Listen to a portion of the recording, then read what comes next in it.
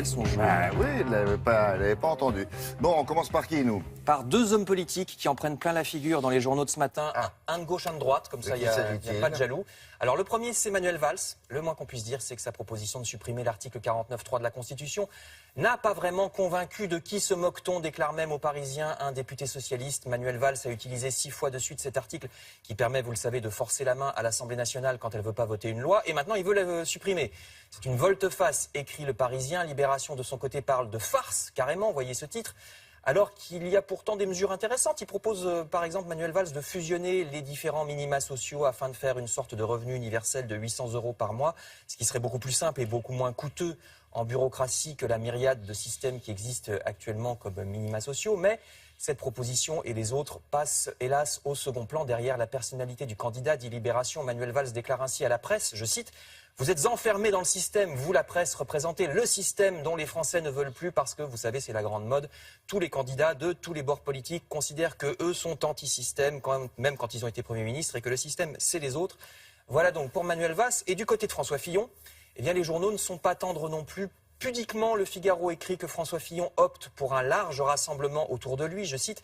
Alors c'est une manière polie de dire les choses parce que les autres journaux disent plutôt que le candidat de la droite organise autour de lui, je cite, une véritable armée mexicaine. C'est ce que disent l'Humanité, Libération ou Le Parisien. Les 3 journaux utilisent cette expression parce que pas moins d'une centaine de personnes composeront l'équipe de campagne de François Fillon. Voilà qui fait des ordres pour celui qui jure qu'il ne prendra que 15 ministres, disent les journaux, qui considèrent par ailleurs qu'il y a trop de fonctionnaires et qui se moquaient il y a peu d'une UMP qu'ils trouvaient trop pléthorique.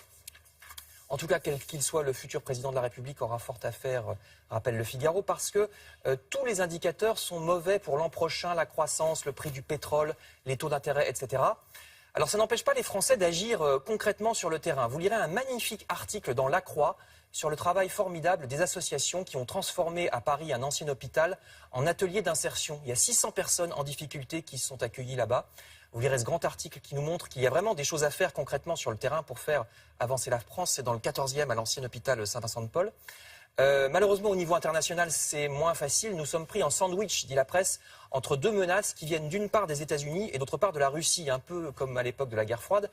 Alors du côté américain, il se trouve que Donald Trump est en train de mettre en place une administration très spéciale. Il donne les pleins pouvoirs à une équipe de milliardaires, écrit Libération. Vous voyez un trombinoscope à droite. La fortune cumulée des futurs ministres américains représente autant que celle du tiers de la population américaine. À eux seuls, les ministres de Trump seront aussi riches que un tiers des Américains. Voilà.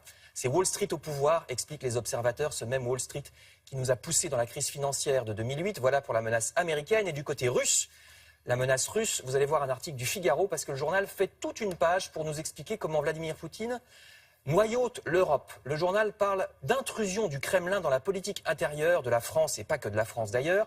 Moscou, je cite, pratique l'entrisme partout où il voit une opportunité. Il approche aussi bien en France le Front National que la droite classique ou d'autres structures.